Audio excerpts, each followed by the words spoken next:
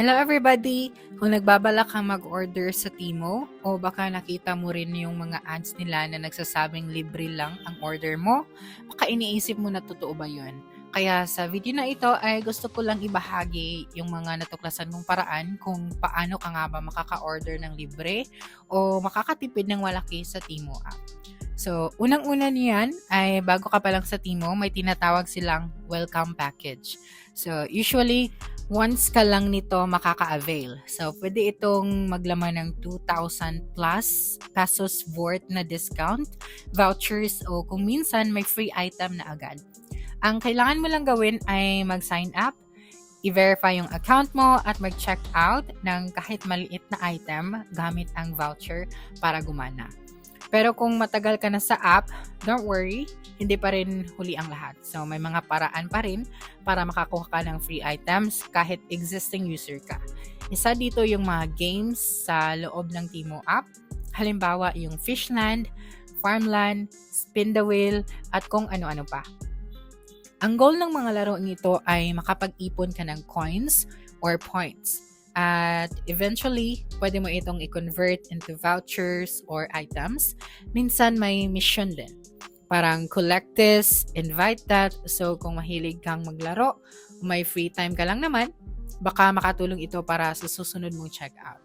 Isa sa pinaka-effective na paraan ay ang referral system. So sa Timo, meron kang referral link or code. Kapag may ginamit ang link mo at nag-sign up, may points kang makukuha.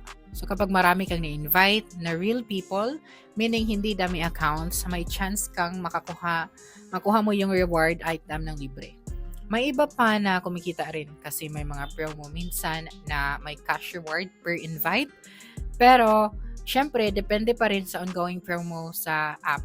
So kung gusto ko lang din i-remind na lagi mong basahin ang fine print or may ilang free offers na may minimum spend required.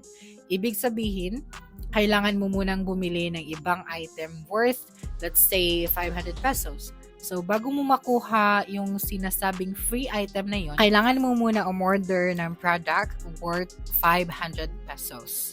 Kaya huwag basta-basta mag-place ng order, basahin mong mabuti yung mga terms and conditions.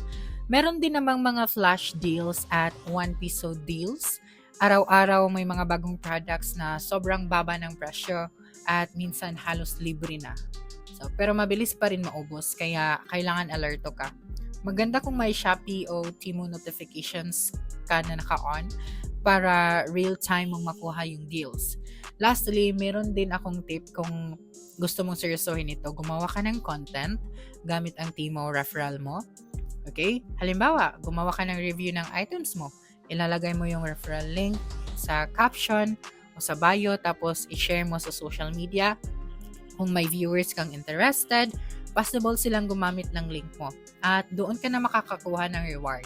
So, ayun, legit naman talaga makalibre sa Timo pero hindi siya instant.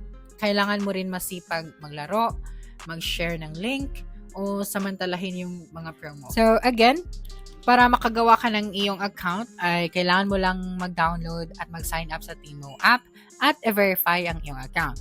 I-claim ang welcome offers kung available, mag-play ka ng daily games, Fishland, Farmland, or Wheel, mag-share ng referral link sa friends at family para makakuha ka ng rewards, at gamitin ang promo or coupon code.